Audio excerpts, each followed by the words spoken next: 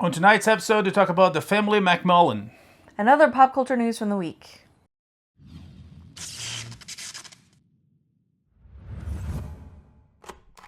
We are 1 week away from Christmas, and we start to watch Christmas movies. And I watched this one, which technically was not a Christmas movie. It was sort of a bit of a holiday, Thanksgiving. But it honestly could have been set like at any time of year. It would True. have changed nothing. Yeah, it's actually a sequel of Edward Burns, the brothers McMullen, or the McMullen brothers. I think it's the Brothers McMullen. The brothers McMullen. One of his first, I think it was probably his first movie, very independent, he shot over the weekends at his mom's house, and you watch his like the camera setups are very basic, like tons if not all natural light, but good writing. Yeah. Interesting story, interesting characters. This was out in 1995. Tells the legend that he offers this to who was it? Who was a big director? Kevin Costner? No. Was it Redford? Redford, yeah. He ends up at Sundance, yes, right? Yes, Yeah. He hunted Robert Redford, gave it to him, and he watched it. He loved it. The movie made it to Sundance. The movie cost, I think, was like $16,000 or even less. Jeez. It was like very, very independent. It's like nothing. But at Sundance, it was loved, and a company bought it for $200,000, which is a really good turnout. And the movie went out to the theaters, was very successful, and Edward Burns basically kick-started, launched his career after that, and he did so many other things. And on a very Woody Allen-esque type of writing, type of development, and he has so many movies. But anyways, skip that. Decades later, he made a sequel to the McMullen brothers called The Family McMullen. It's out on HBO Max. Is HBO Max, right? What they call themselves now? I honestly have lost track, but I feel like we all know what we mean. Soon to be HBO Netflix. Or Netflix BO. Who knows? So it's out there. It's new. And it picks up decades after the first movie. The main character portrayed by Edward Burns, Bari, or Shinaba? Finbar. He's he married twice, divorced twice. He has 2 kids. Yep, 2 adult children. The brother, one of the brothers died of cancer. The brother died married to Connie Britton. The other brother recently divorced. So they all got together for Thanksgiving. And of course, the comedy of absurds of life got into this one as well. When the daughter comes home with a fiance and someone says, like, you sure you want to marry him? Have you ever, like, went around and tried all the men? Any wild oats? Right? Yeah. And then that becomes like this very weird postmodern. It's funny because they are religious people. They are super Catholic, right? That's right. So yeah, all of this is like, so yeah. So you have people navigating relationships and like, what is love and am I in love and I want to be married, but dating is the worst and what do I do? And also I'm Catholic, so I feel very guilty about all of it. Yeah, but it turns out it was really well done. There is love there. There's some weird relationships. There's tragedy. There's like the death of the husband. Yeah. There's the divorce, and there's people overcoming that and getting together as a family, expanding as a family through marriage, through relationships. I thought it was fun. It was not Christmassy at all. You can watch any time of the year. You could. They could have. So I feel like the holidays is just kind of the excuse for like the family gatherings at the beginning and the end. But you could do that. It could be 4th of July. It could be a birthday. Like it could have been anything. Yeah. But it could be just like we have dinner on Sundays. Yeah, but even that excuse is it's weak because the brother moves with the other brother because of the divorce. Right. The sister-in-law is always there because she's close. She loves their family as she claims. The daughter moves back with his father with her father, because the relationship an is idiot. yeah. That's not a spoiler because it's revealed like instantly. Yeah, and the son, he drops out of college. It's like, I want to live live my dreams, and and so everybody moves there for a reason. The same reason even from the first one. The two brothers moved with the older brother. Because alive, because they decided to live their dreams, because they failed at everything else. Yeah. So yeah, it could work anytime. I think it was a decent sequel, considering that it was so long ago. So it's not like people were waiting for, or maybe they were. I'm not so sure, but I liked it. We enjoyed it. We did. There were a couple times I felt like Indiana Jones in the beginning of The Last Crusade. Jones? Yeah, where he goes. It's like, everybody's crazy but us. In Indiana Jones, he's like, everybody's lost but me. I felt like that because our path to love and marriage was very different from theirs. Yeah. Some of the crises they have were just like, but that said, I agree with him. It was there's a it's a good movie. Yeah. Family McMullen is available on HBO Max. It's definitely a fun movie to watch anytime, or to watch in between Thanksgiving and Christmas. So you still have time. Yes, you do still have time. Let's look at the box office, shall we? Okay, the box office, Zootopia reigning strong over the box office. Came back with how much? 25.9. 25.9. Yep. Followed by Wicked. No, followed by Five Nights at Freddy's. Yeah, with 19.4. I think third, showing a little bit of the weakness of the weakness, not the wickedness of Wicked, for good, coming down on third.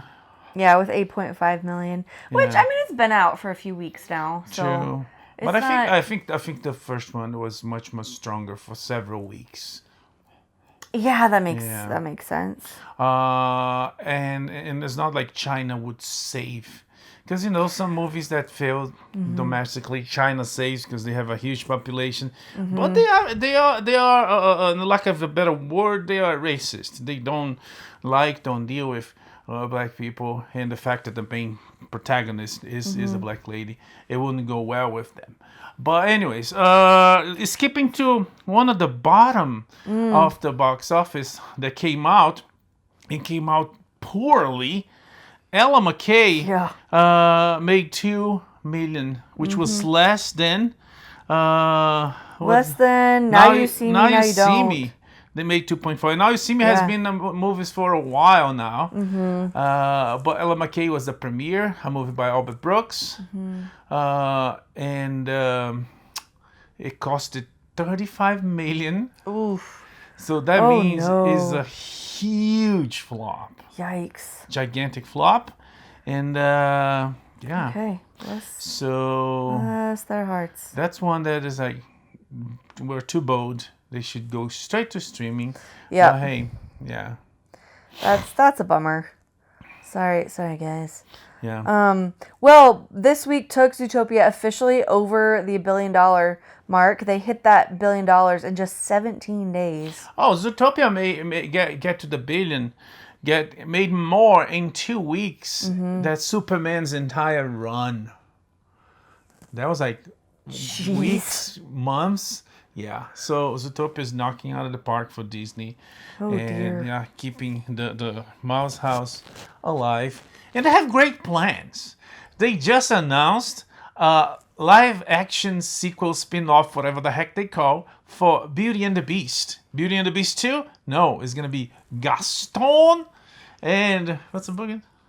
No, just Gaston. That's all we have, right? Yeah, that's all we have. Well, he has his little companion. sidekick, LeFou. LeFou. Which, the Fool. Yeah. Yeah. The Fool that decided to make a sequel for this movie. Yeah. So, okay, so our community, like Utah is like unofficially like the capital of the Disnerds, right? We don't have Disney Park here. We don't have a Disney Park, but like the overlap between, there's just, this is the target audience is what I'm saying. Like, and like our groups, like our people here, this is the target audience. And I have not seen a single optimistic or hopeful or excited comment about this. Someone posted this on one of the relevant groups, and every comment was like, why? This is stupid. Nobody wants to see this. This is ridiculous. Let me guess. He has a sympathetic and tragic backstory that's going to make us feel bad for him and realize he's not actually a villain. Be a prequel? I mean, we don't know for sure, but like, what else could it be? Yes, he dies. Okay. He's one of the classic, like, villain plunges to their deaths accidentally so that our hero doesn't have to actually kill him. Mm-hmm. Disney, it's called the Disney Fall. Oh, so it's wrong in so many levels. It doesn't work. Some people pointed out, like, one person was like, oh, it always bugged me as a kid that, like, the Beast was a jerk, but he got this, like, redemptive curse journey, and Gaston just got stuck as a jerk.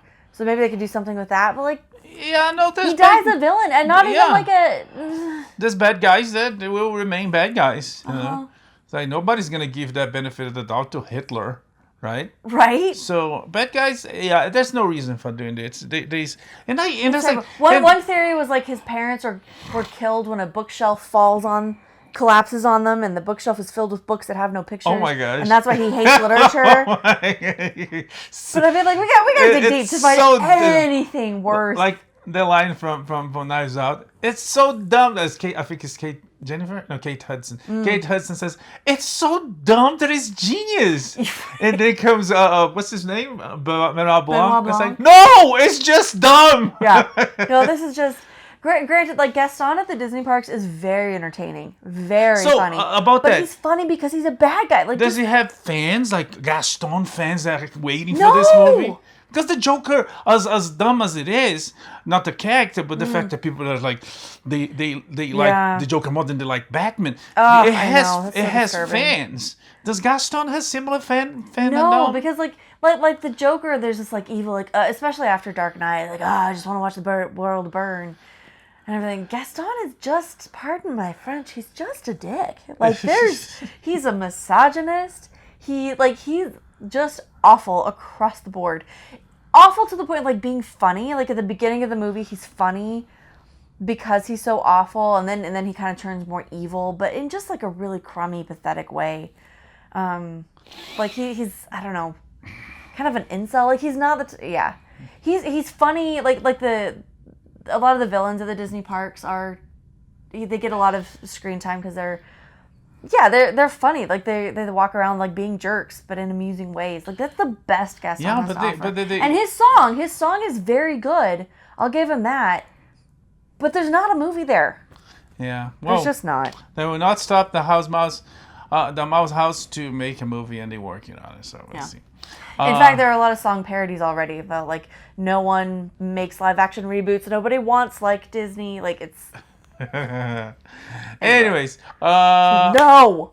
This week we saw a couple expected exciting trailers. We saw the trailer teaser for the second part of Stranger Things. Mm-hmm. Things are boiling up there. Oh yeah. Nothing major revealed that we don't know. No. But the battle is growing, and it seems like. Is going back to I can't remember the place, but the very building that started the whole thing, the Hawkins Center for Disease Control, whatever. Yeah, the Wuhan lab. I mean it shows. Mm-hmm. There's like some teases that the what's it called, the other side, no, the upside down. The upside down is actually something other than everybody thought. Yes. There's going to be revelations about the upside. It was a human created. Is there actually hell? Or is it could be, I don't know, trying to go to a new dimension, and they actually create a dark dimension instead of being something natural that exists out there. Anyways. That's kind of what I got from the end of last season, that like this was something that like did Eleven make it when she was... Well, she kicked him there, right? Yeah, but it almost felt like it wasn't there. I don't know. There's maybe when she kicked him there, he there kind of created his dark verse. Anyways, I don't know. We'll see. In the meantime, the soundtrack, just like it did last season, the soundtrack has driven a surge for Diana Ross and Tiffany. Anyway, the soundtrack, those artists on the soundtrack, their streaming has gone up 1,000%. Yeah, and they're gonna release on Tuesday. They're gonna release a radio playlist stuff on Spotify. Yeah. Called the Squawk, right? The W. That's right, WSQK. Which is the radio from the show, where they're gonna give the songs might give you hints. Yes. Yeah. So anyways, definitely some clever marketing there. All the trailers we saw this week, with the new copies of Avatar, there's not getting very good reviews, as people say. It's hypocritical and give you the blues. It's one of the ones I saw, and people say it's like, what people see on Avatar? It's like, really? We've been talking this for decades. I've been asking this question for so long. It's like, oh, you fools! It took you so long to realize that you're being fooled by James Cameron. How boring I found the first one. I didn't get to see the first one until I was, I don't know, I was and in long, college. Huh? And long. Oh yes, it's long, but like I was in college. I was poor. I wasn't going to movies, so I went to sell plasma. So I was literally like, I had needles in my arms, was like sitting stuck in a chair. No, one needle. Oh yeah, one needle. Anyway, either way, I was sitting How there. do they do blood transfer around here? Well, there's another one. There's a different one where you have needles in both arms. But, oh wow. Anyway, so I got a needle in my arm, stuck in this chair, selling plasma in college, and Avatar is what was on. So I was like, great, I finally get to see this movie. And 10 minutes in, I'm like, this is the most boring thing in the world. I'm going to do homework. Like, that's it. I don't get it. Yeah. I don't get it. No, there's nothing memorable about the story. I mean, the story is so simple, you'll remember. It's cliche from beginning to end. But the characters, and the language. I don't get it. You know. But anyways, the new one is out this weekend. Mm-hmm. Yeah, we didn't see it. We might see it, but not in a hurry. No. But with the new copies of Avatar, Fire and Ash, there's something that might bring people to the theaters for the sole purpose of seeing the teaser for the new Avengers Doomsday. It's a very short tease, but it shows a lot and there's all sorts of conspiracy out there. So much. People thinking a lot about it, but it shows one Steve Rogers driving home. He gets home. It's weird that he gets home and there's no adults. He gets home and he puts away his. Maybe there's some mistakenly understood ellipsis there. But he arrives home. He puts his suit down like he's finally done. But there's something there. If it's an ellipsis, it's understandable. If there's not an ellipsis, it shows how long it took him to be done because he's holding a baby. Most likely his baby. And at the end, we see one Dr. Doom jumping into the scene. And fade to black, and Steve Rogers will be back on Avengers Doomsday. And again, as I said, there's a lot of theories there. People thinking, people arguing, but it's now known that the original three, Captain America, Thor, and Robert Downey Jr., this time not as Iron Man, or is he, but as Doctor Doom. But there's like speculation that's, he's a Doctor Doom from another Earth. No, he's an Iron Man from another Earth that fails and becomes a bad guy and wants to fix things as a bad guy. It's or I don't know. I hope is or maybe he, like in a villain fashion, he changed his face to look like Tony Stark, just to be like. Yeah, just to mess with them. Deceitful and to mess with them, a la Loki. Loki might be involved in this movie too. So there's a lot of theories there. But Disney is pivoting on the way. They're saying this is a straight sequel to Endgame. And there's even some rumors that they might, even if they already did in a soft way, they're gonna kinda erase everything that happened in between because everything failed. They might pick and choose very small things, like they're gonna do Fantastic Four is gonna be involved, but also X-Men from the Fox universe, and Spider-Man for sure. But some other things like the Eternals, absolutely doubt that they're gonna use that in the Marvels and stuff like that. But anyways, the trailer is already online. You can see in some places. And yeah, it goes back to what made the Avengers good, because it's the original. Even though, should they? But we'll see. We will see. I'm willing to be proven He wrong. definitely is getting a lot of money because he was done. Contract and story-wise to bring him back. It's a stupid amount of money. Yeah. Absolutely ridiculous. Spielberg has a new movie coming. I think the only sucker on this story, I think, is Hemsworth, because I think he actually still on his original contract. I think he has one movie last, one last movie, and but Robert Downey Jr. and Chris Evans, they done, so they can ask for more. Evans, they might even kill Evans, and then like they don't have to bring him back. And I mean, he's the coolest, he's the strongest, right? If you have like a superhero like that, it's first of all, if the bad guy kills him, it shows how bad and how powerful the bad guy is. Second, it's like, okay, you don't have to pay him for the sequel, or I don't know, bring a multiverse, bring a younger version of him. There is not the same actor. We'll see. I don't know. We will see. His daughter, now he has a daughter, right? So. Wait, who does? Thor. Oh, right. Yeah, on the Love and Thunder. Who's actually Chris Hemsworth's daughter. Yeah. Oh, I forgot about that. Yeah. That was a very forgettable movie. Okay, Spielberg has a new movie coming out, and it really is him. He's directing. It's called Disclosures Day, and the trailer's very interesting. With Josh O'Connor is on it. The Brit, what's the lady? I can't remember her name. I already forgot. I'll get it. The lady, she's on with The Rock on movies now. Oh, Emily Blunt. That's who it is. Yes, Emily Blunt. There were more familiar faces. I can't remember. Probably. But anyways, this one seems to be about an alien invasion, or as the name say, disclosure. Yeah, more like alien revelation. Maybe they are already here. It's very cryptic. It's very I'll just say, like, make you curious. It's very, very, like, inciting. Inciting? Is that the word? It is. I don't think it's the right word. Riveting is very, very, there very. You go.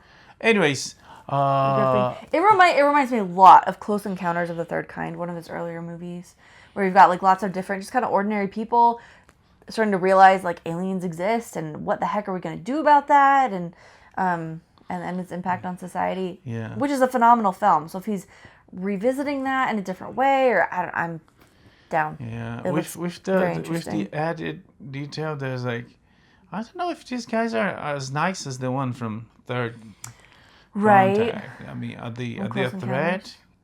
Are they how long they here? It's definitely compelling. We'll see. Yes, we will see. And unlike some of these others, we're actually excited about this one. This one looks good. Any more trailers? Oh yeah. Digger. Alejandro Iñárritu is pairing up with Tom Cruise for this movie called The Digger, and the teaser is like Tom Cruise sort of dancing with the shovel. A shovel, and it doesn't show much. At the end of the trailer, there's a card that says a comedy of, I can't remember. Preposterous, something like that. Anyways, they promise hilariousness, or ridiculousness. We'll see. We will see. Speaking of ridiculousness, I just saw a video, or a trailer rather, for a new movie called Sheep Detectives. This is starring Hugh Jackman and Emma Thompson, Bryan Cranston, Julia Louis-Dreyfus. Wait, the old voices or the? Some of them are voices. It's not animation. Here's the premise of this. Here's the premise. Hugh Jackman is a shepherd, and he's got this flock of sheep, and they love him, and he reads to them. And then the sheep find him murdered, and are like, we're going to solve this mystery. So the sheep speak. So the sheep have voices. Emma Thompson is a lawyer, and then there's like... A lawyer sheep or a lawyer? No, like a human lawyer. So there's like the human world, and like the sheep are interacting, maybe almost like Babe. I don't know, this movie looks so weird, but the cast makes me very interested, because like, why? Is it a children's book or what? I don't know. I've never heard of this before. It's coming Mother's Day weekend. It looks bizarre, but I also kind of want to see it, because So like Julia Louis-Dreyfus and Bryan Cranston and some of those, they are voices of the sheep. The sheep. Who are going to be solving this case and are like kind of running around town, this like little English village, trying to help this lawyer and detective and the police like find clues and all the rest. Like, just, I don't know what's happening, but I like everybody involved. So, oh, and it's Craig Mazin. Craig Mazin? Yeah. Chernobyl? Uh-huh. Okay. I mean, yeah, he needs to do something right, because Last of Us is, yeah. But anyways. Yeah. But yeah, sounds interesting. So that's coming. Funny. Yeah. Is it supposed to be funny because it starts with Hugh Jackman being killed? Yeah, I think it's like more of like a heartwarming killing. Well, the murder's not heartwarming, but like the journey the sheep go on. Okay. I we'll guess see. That was the vibe I got Coming from the in show. May. Kind of remind me of Babe. Yes, coming in May. And then last in like upcoming projects. Oh no, that's not last. Okay, moving on to some news. This was a rough week. Yeah, it started with a little after our previous episode with shooting at Brown University, where 12 last time I checked. I think so. 12 people were killed, were murdered, and which seems to be by political motivations. One of the persons that died was a young woman that was the Christian leader of the Young Republican chapter in the university. But other people died, including a professor and immigrant from Afghanistan, Pakistan. Anyways, we got recent news that the shooter, after a whole mess of investigation, first they said it was this guy, and then someone start wiping his background on the internet, on the school pages. And it wasn't him. And then it was like, this guy! And someone started wiping because it was showing his background and showing he was like leftist crazy ideology, wiping, but it wasn't him. They finally found the guy, and he killed himself on a warehouse. So they found him dead by a shotgun. And apparently he'd actually committed another murder not long before. Oh, really? Yeah, so they were, anyway. He was a Portuguese immigrant. A PhD candidate who had dropped out, I think. We're still figuring out a lot. Yeah, but anyways, sad tragedy on the Brown University. It shows a lot of flaws on the organization and on the. It's like there wasn't no cameras. Nobody saw that and said no. The building was old. It didn't have cameras. It was like it was very, very tragic, and it was very messed up. But they finally caught the guy, even though his investigation goes on. Yeah, for sure. Then there was another, not long after that, not going in any particular order, but Rob Reiner and his wife were found murdered in their home. And apparently it was their son who did it. Just tragic from beginning to end. Yeah, with a knife. Throats slit and stabs. And that was the final report, the cause of death. Rob Reiner was like a renowned directed great things like Harry Met Sally, Princess Bride. Like some of the best movies. Feel Good Man, among other movies. His son was struggling with drugs since almost childhood. From the time he was a teenager, he's been spent his whole life in and out of rehab and just really struggling. But he was arrested. He was incarcerated.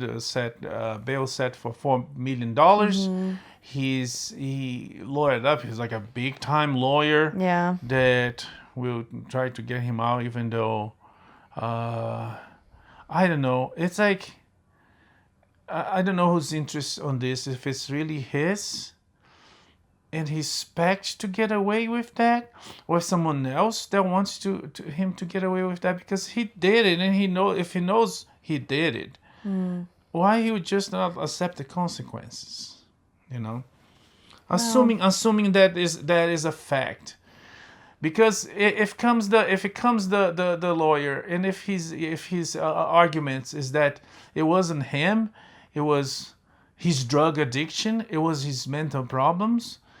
It's like, sure, even if that contributed, doesn't mean you should be out in society. Exactly. Like, if you're that far gone, if you're like struggling to that extent, like, you need to not be with people for a minute. and even if it was that, in the end, it's like maybe his way to fix his ways is to take ownership of what he did and pay for it. And meaning paying for it might be spending the rest of his days in prison, because he being out will not be good for anybody, neither for society, neither for him. But anyways, they did work on a movie together called Being Charlie, where they talk about the struggles of the relationship, the addiction, the whole and the way the whole like the Hollywood and the celebrity like plays into all that. And there's reports of he being like last weekend on the Conan O'Brien, of all people, Christmas party, and the kid was there, and the kid was going crazy. Are you famous? And screaming and yelling at people. And the couple, Rob Bryan and his wife, were found in bed. So we don't even know if they, when the mother was alive, when the daughter found them, and the mother told the daughter that it was Nick on the way to the ambulance where she died. She never made it to the hospital. Oh wow, I didn't know that. Anyways, our sentiments to the family. He was a great director, beloved by many. And yeah, it's a mess. But we're not done. We've messes. Then we go to Australia. Yeah. Where a Hanukkah celebration on Bondi Beach was attacked by a father and a son who, with a makeshift ISIS flag in their car, they pulled out some guns, which the father owned legally, and just started shooting and killed. I honestly don't remember the death toll because it went up. I know at least one little girl died in the hospital after. But a lot of people were killed and hurt. And this is one of those tragedies where like it's absolutely devastating. But there are also so many heroes who stepped in on a clear anti-Semitic Islamic terrorist attack. As you said, a hero rose to the occasion. A fruit seller of all people, and I make fun of fruit sellers, not because I don't like fruit. I like fruit, but because to have a fruit seller. Yeah, I love chocolate. I love cashews. Okay. Olives. Anyways, so it's kind of weird to see a fruit seller in an urban environment. There is not a supermarket, but he's a fruit seller. Good for him. He makes his life in that. And he saw that happening, and he literally jumped the shooter, took the gun out of him, and stop the shooting. And there's videos of the shooter like shooting people. It's like killing one, killing two. It's terrible. It's horrible. It's gruesome. But this guy, he was a Syrian immigrant, and he had a background in law enforcement. I don't know if it was in Syria or if it was in Australia before he... Background in what? Law enforcement. Oh, okay. Yeah, so this is like very much like deeply who he was. Okay. And he stepped up and there's a lot of issues. A lot of people are not thrilled with Australia with the local law enforcement's reaction, how long it took them to get there. But this guy, like, he jumped out, he tackled him, and it was the son. So he tackles the son, takes the gun from him, holds him at gunpoint, and then the dad saw what was happening and started shooting him. He got shot. So he got shot twice, at least, and was in the hospital. And there's a whole GoFundMe to take care of him. There were other heroes, people like shop owners, like trying to get people inside. Other people on the beach who weren't even part of the party, who were like helping to like shelter children and try to protect everybody. Like it's a crazy story, and it's tragic, but also like inspiring to hear of all these good people who stepped up. But it's a very interesting story. It's almost like it could come from a movie. This guy, there was a law enforcement back in Syria. So he escaped from hell. Basically, it's a mess there. Oh yeah. And escaped from this dangerous life, not only Syria life, but the law enforcement life in Syria. He moves to Australia to end his days in peace, selling fruit. And then the most peaceful occupation. Yeah. And then trouble comes, and he doesn't shy away from answering and go and save the days and save many lives. The son the father was killed by law enforcement. The son was arrested. Is it a coma still? Oh, he's not that bad. Anyways, no, something. But also shows the something messed up with the system of the left way of thinking. The authorities decided that first of all, it's so messed up. The I think it was the prime minister, or maybe it was the mayor, was like blaming on right wing violence. Which is like, you freaking kidding me? These guys was like clearly anti-Semite Islamic terrorists. But anyways, they moved to vote almost right away to strict gun laws, which they already like. Australia is one of the countries with the most strict gun laws, and that didn't stop these bad guys. Yeah, the guns were all legally, like he was a licensed. Yeah. Gun owner. And even if it was literally impossible, you would find a way. If anything, it shows that a good guy with a gun would stop bad guys. Because this guy, he not even had a gun. This is what I'm saying. Like I feel like nothing in this narrative, like you can't politicize this one, because like it was like immigrants from a Muslim country who did this, but it was an immigrant from a Muslim country who stopped them. Yeah. And the guy, like, he had his guns, like, despite the strict gun control in Australia, this guy got the legal guns and used them to commit, like, an absolute atrocity. Like, nothing fits any of the narratives. This is a very bad thing that happened, and there were very bad people who did bad things, and there were very good people who did very good things. And at the end of the day, like, that, I don't even know. I don't even know. It was just... But yeah, it's a mess down there. Our sentiments from the family. It's a terrible tragedy, and let's hope this hero survives to end his days doing what he loves, which right now seems to be selling fruit. Yeah, but not all is terrible. Tennessee's governor pardoned Jelly Roll for his criminal past in the state. Just acknowledging his, like, all the progress he's made since then, that everything he's overcome, his sobriety, and like getting out of prison, and his songwriting and his advocacy and all of that. So great moment for the whole idea of second chances and all of that. So inspiring others to his story, to his music.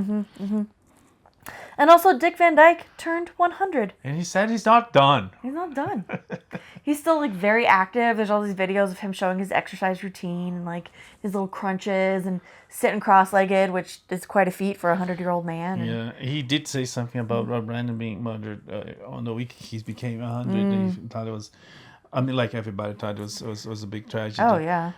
Because it's when someone dies, it's a tragic period, no matter how messed up the person is, it's a loss. or how wrong the person is on political, religious views or crime or whatever. It's always a loss of a life is a tragedy. But this one, more than that, it was like he was murdered by his kids, his kid, his son, one. And it's terrible. So many reports of friends and family coming to express their sentiments.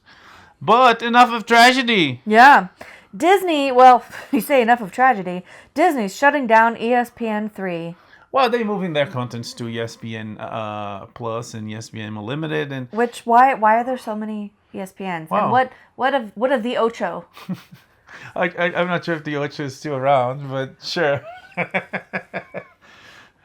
I just feel anyway.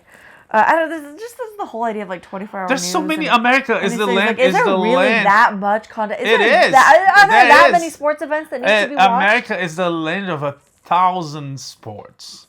I'm not even kidding. It's like only in America you will see two young, fit girls facing each other and blah! Slapping. It's a sport. Okay. There's competitions of that. I'm saying, not only in America. This is how Squid Game starts.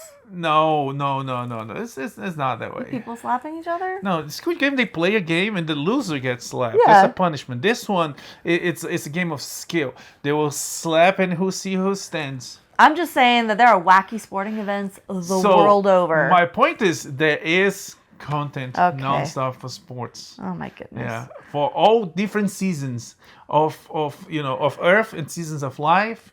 Winter sports, summer sports, water sports, sand sports, wind sports. Let's move from sports. Okay. Well, not yet. Don't jump the gun there. There's more. Yeah, FIFA football simulation game is coming to Netflix games next year. It's untitled, but they're working. Delphi Interactive is working on it. Yeah, well, FIFA, Delphi, they worked on the recent 007 James Bond game coming soon. And FIFA is huge. The soccer games, football games, huge. They absolutely loved. Everywhere in the planet, everybody loves to play FIFA, and it's a big deal for Netflix. That we'll see. Yeah, and timing it with the World Cup is rather clever, I think. Yeah.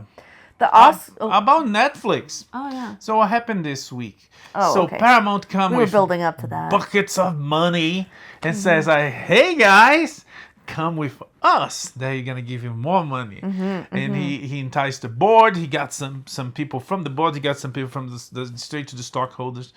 And the board decided on sort of a weird move. Yeah. They decided to go with, Paramount came with more money. But the board decided to go with Netflix that came with less money. And if you're thinking in capitalist terms, on a capitalist world where money rules, they picked the lesser offer? It's like, if I wanted to sell something, first of all, it's one of two. I want to sell it and get rid of it, or I don't want to sell it, but it's so much money that I'm willing to get rid of it. And they decided not to sell it. It's so weird. It is weird. So this is what they said. The board referred to the $108.4 billion bid from Paramount as, quote, inadequate and illusory.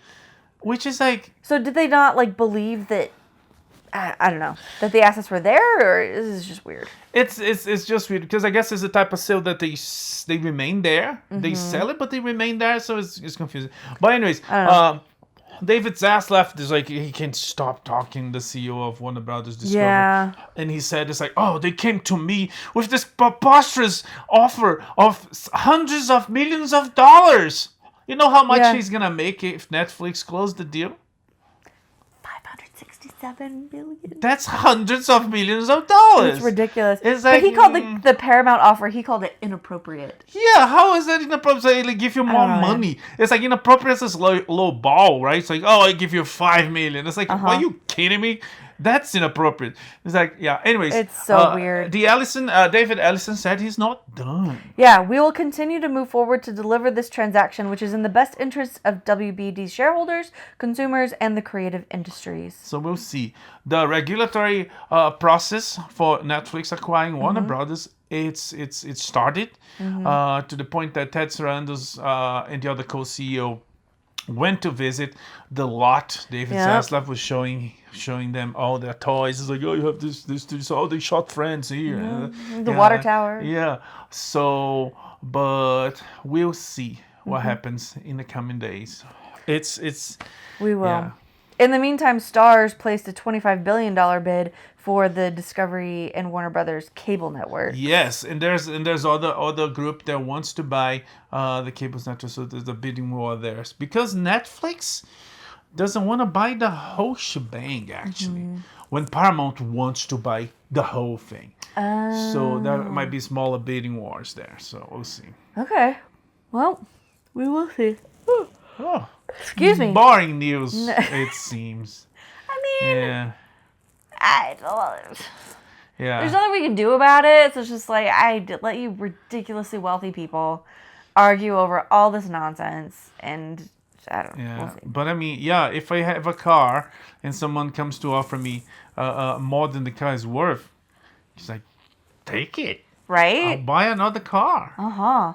Yeah, it's just weird. We'll see. It is weird. But of course, Elizabeth Warren then has nothing to do. She pops and says, like, "This is regulatory disaster. We shouldn't do that." It's like, yeah, sure, go. I don't know. Disney bought Fox, and we all survived. And yeah, go to your corner, Pocahontas. But anyways, moving on. Yeah. What else? Do you have anything more about Netflix that I skipped? I don't think so. I was skimming through. You covered that. Oh, that's not the only big. There's still lots of movers and shakers buying things for stupid amounts of money. Sony bought Peanuts, or majority stake in Peanuts rather, for $457 million. Yeah, it's interesting. It's cool that Peanuts is making good money. It's still worth that much. It's worth. Yeah, it's good content. Mm-hmm. Let's hope they make more, because they kind of make one every now and then, right? Yeah, and the last one was really lovely. It was. The Peanuts movie. Yeah. It's so cute and sweet. So let's hope they make more. Mm-hmm. And they most likely will, because if you buy something for that much, you want your money back. So you're gonna, Yeah, and then there's the classics that we watch every year, The Great Pumpkin, and we missed the Charlie Brown Thanksgiving, but we'll be watching the Charlie Brown Christmas soon. Anyway, the Oscars are going to head to YouTube starting in 2029. Yeah, showing a big loss for ABC. Is it though? Because they've been. I mean. What? I mean, but the viewership's been dropping. Yeah, no, it is dropping, but it's the Oscars. It's still even a low rating Oscars is a huge number of people that watch. Not only in the US, but the entire planet. Mm-hmm. So YouTube's gonna take over. Okay. But it'll be a couple of years. It's not until 2029. Yeah. Washington Post. They're standing behind a plan for an AI podcast. Yeah, even journalists are furious. They're frustrated. Not just that AI taking their jobs, but apparently it's doing a bad job. There's all kinds of errors and editorializing, and it's just it's a bit of both. It's because they're losing jobs to for sure to the machines, but also because there's it's some not errors. even doing the job but well. Some of the errors is the journalist is a human wouldn't do that. It's but some human would do something that maybe is worse. So there's this whole thing. There's this whole thing. But it's more disturbing when a computer does it. But the company is standing their ground, and they moving forward with it. Yeah, it's so fun when giant companies do things that nobody wants. CBS News, Bari Weiss just did a really great interview with Erika Kirk on CBS News, and it was a town hall rather, brought in 1.9 million viewers. She's been doing this kind of thing on the Free Press for a while, where she'll bring in someone for an interview. They do it live, in a theater, but they also get live questions from the audience. It's great. She did this with Erika Kirk. I listened to it on the Honestly podcast. Wait, she broadcast that from CBS on her own broadcast? She did it later, yeah. Oh, okay. But they bought her podcast. Yeah, it's all her thing now. Yeah, I didn't listen to the whole thing. I heard was quite good. There was only one. It is good. Stupid question from someone, but besides that, it was good. And they handled it well, and this is what Bari's very good at. She's a good interviewer, but also the questions they got from the audience, having other people ask questions. She's very good at figuring out what people want to know, and then finding those answers. So there's rumors. Hopefully, maybe we're getting JD Vance. Yeah, it's locked up. See. He'll be the next. Oh, good. Yeah. I look forward to that. Fabulous. Trump is signing an executive order to reclassify marijuana, or at least to get that process going. On a very, very unexpected bad move from the administration. They're gonna move weed, marijuana from narcotics protocol schedule 1 to schedule 3. When it's there's researches that review that the new marijuana, not the new coke, the current marijuana, the streams of marijuana nowadays, they are highly more addictive. They are highly more brain damaging, and sort of going against science move. He's gonna make it. He's gonna downgrade the drug on a risky move. Yeah. So right now it's in the same schedule as LSD and heroin, which even with a more potent rate seems a little ridiculous. Yeah. But so he's changing this, and fentanyl's only a schedule 2. Yeah. But considering that there is found weed found laced with so many other things. Naturally, the current weed that there's out in the market, I mean out there, it's not like you can. It's highly more addictive, highly more prejudicial.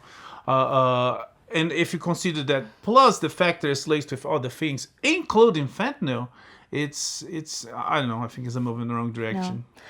Plenty of other people though are hopeful that this can make it easier. So changing it to a Schedule 3 will make it easier for. It does not change the legal. The legal status, the legality of it, federally. Yeah. It's still misdemeanor felony. I can tell you. Yeah. But where it's legal, it's legal. Where it's illegal, it's still illegal. Put it that way.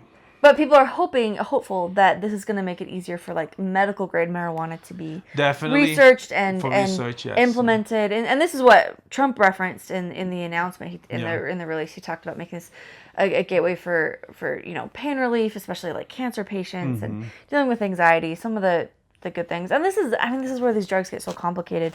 Fentanyl originally was and is still used as like pain relief for really extreme situations, like and situations where anyway. Yeah. It is in the right situation, it can be something of a godsend for people who are suffering. But illegally on the streets, it's a disaster. Anyways, he also announced the Patriot games. Have you heard about that? I didn't know that one. Yeah. Yeah. I heard that he has announced